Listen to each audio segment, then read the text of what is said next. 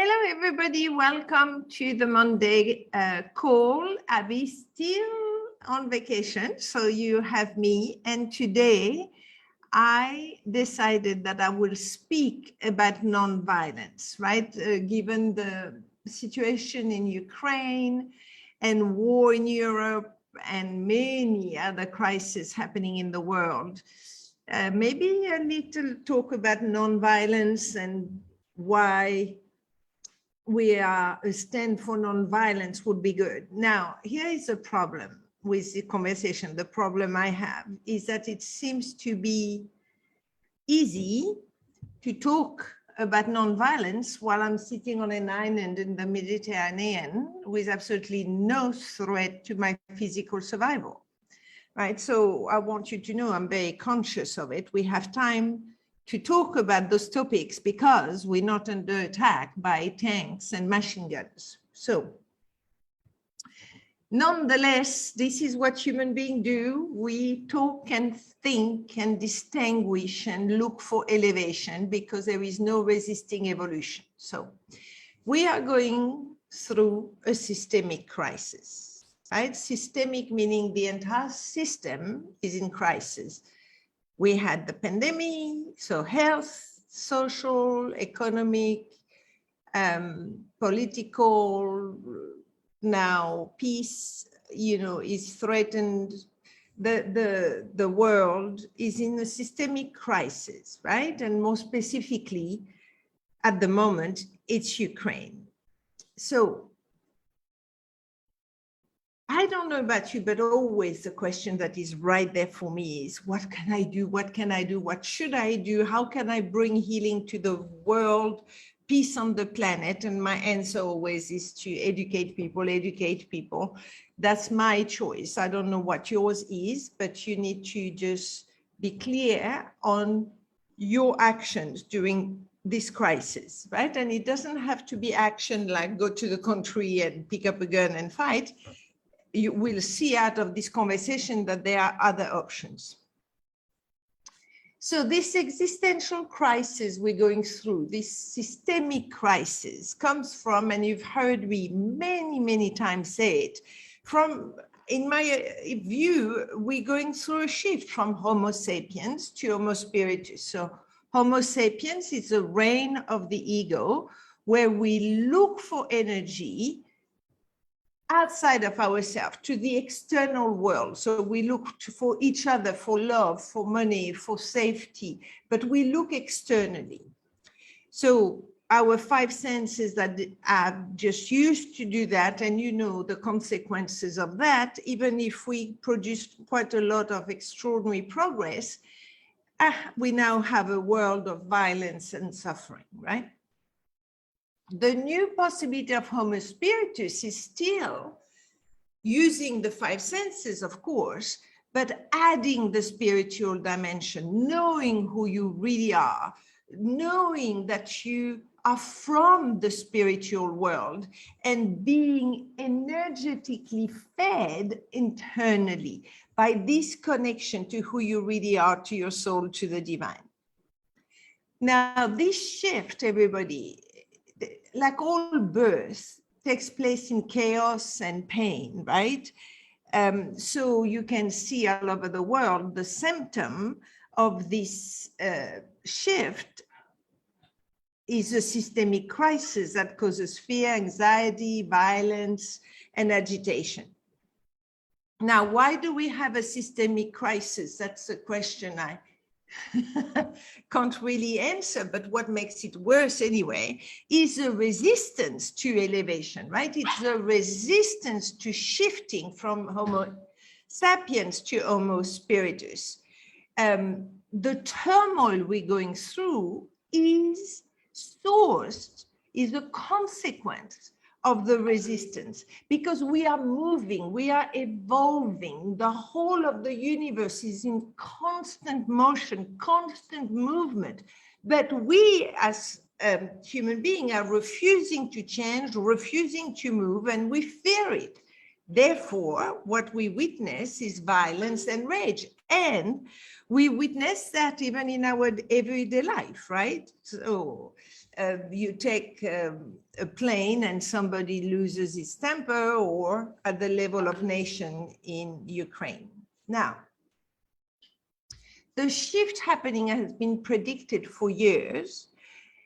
Some say that we have avoided the worst and that it will be okay. And others says, no, the worst is still to come. I don't know. I wish I could say, but I really don't know. Now, whatever will happen, I wish I knew. I can tell you that, but I don't. So the only thing left for us is to look for healing, for elevation, and we must look on how to act for the well-being of everyone. So personally, I aspire to nonviolence. And I say I aspire to it because I don't consider myself a master of nonviolence like Gandhi. But what I know most profoundly is that there is no justification for violence, not even that as a justification that says, well, it's self-defense. I need to use violence, because never, ever in the entire history of our world did violence resolve violence. Darkness cannot dissipate darkness. Only light can dissipate darkness. So if you use a reason like self-defense to justify violence, the cycle will never end. Never. If you haven't yet read Martin Luther King, read Martin Luther King, Gandhi, Mother Teresa, they will express it much better than I can. Now, having said that, I'm not a doormat. I always strive to stand against fascism and extremism and bullies and forcefulness and domination. I just don't want to just be in my corner meditating. That's not what I like to do. So I use language to take a stand, right? So if we look at what's happening in Ukraine, the Europeans are now taking measure, right? But if those measures do not work, the probable scenario is that Europe will not know peace for quite a while. So there was those actions to be taken, financial actions, economical actions, sanctions, and those seems to be underway, right? Now, I know it will mean for the world, because we all interrelated and everybody will be impacted, that we'll pay more to put gas in our cars, we'll pay more for food. We have to be willing to sacrifice some of our comfort towards the effort to stop a bully. And I'm ready to do that. That's my first action. Okay, I will simplify my life. I will put in I will give up what I need to give up. I will sacrifice my way of living, my luxurious way of living, so that I will tolerate those sanctions. So the first step is to take a choice. You see, if you look at history, right? We refuse to pay that small price of choosing the consequences of the sanction, because make no mistake, it will impact you. But we never wanted to do it. And then it ended up in a catastrophic price in human life. It was terrible, right? So the first thing is to choose the consequence of the sanctions. Okay, you might have to have only one car, not three. You might have to get a bicycle or whatever it is. So that's the first thing. Accept the consequences. Second thing, blaming the politicians will make no difference whatsoever. The politicians that you have, whoever is listening to this call, is an energetic reflection of the population of your country, right? So I'm not saying 100%, there will be some people that have another energy level, but the politicians, you have a reflection of the energy level of your country. So we always reap what we sow. So blame never, ever fits into a spiritual conversation. Right, wrong, good, bad. You know, they're doing the best they can, and they are a reflection of the population. The third thing is, I don't know if I'm third or fourth, but the third thing is being anti anything will never help. You have to be pro something, right? That's the basic of nonviolence. And, you know, we are in a very, very primitive time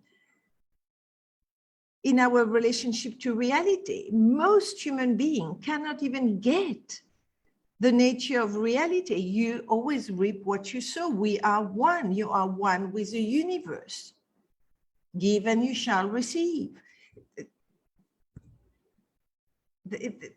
We need to mature spiritually. So that's what I do in my work, right? I just train people to elevate and become conscious. You can do that in everyday conversations with the people around you. Being pro-peace, being pro-love is the only thing that will work. You cannot dissipate darkness with darkness. Only light will dissipate darkness. And one thing that is for sure is that we're on the way to elevate. Evolution you cannot resist, right? And if you want to elevate with ease and grace, you need to just do the work to get to experience the very nature of reality. And I'm not talking about self-development. Self-development is to make your human life more comfortable and great and produce the result you want. I'm talking about spiritual development. You need to do it on both sides, self-development and spiritual development. And then the last thing, you know, the famous saying of Gandhi, right? You need to be the change you want to see in the world. And that will be the consequence of spiritual development and self-development. Be the change you want to see in the world. So I saw a lot of people in the street manifesting everywhere, even in Moscow, even in St. Petersburg. They're courageous in Times Square, in every single country. This is what there is to do. Just put flowers in your hair, sing song of love, march in peace. You know, I always have a vision of young women holding hands and singing with flowers in their hair, and I don't see how a soldier could shoot them. So, putting aside my romantic notion of how to stop a tank, let's be single-minded about bringing love to the world. Let's not become part of the problem. Don't go fighting with people around you about who is right and wrong and what we should do and shouldn't be doing. The bigger context is that issues are at play that can teach us very valuable lessons. I think the power is with the people. I have always thought it, and I imagine, you know, I'm a vegetarian, but I don't have anything against people wanting to eat meat. What my problem is the way we treat animals and how we kill them. If all the rich countries in the world united and stopped eating meat for 1 week, and the condition to eat meat again will be that the animals will be treated well, it would happen, because the loss, the financial loss for the people that are dealing with animals will be too much to bear. So it's not the politicians, it's not the technocrats, it's not those people that have the power. It's us. We need to unite in our stand for love. We need to be together. And to finish on a more positive note is that I see the vibration rising everywhere. There is, look at all those people in the streets walking for Ukraine, chanting. it's a sign that things are evolving. So maybe the universe never makes mistakes. Not maybe, I'm sure that the universe never makes mistakes. Make yourself remember that it is all perfect and that only love will dissipate hatred. All right.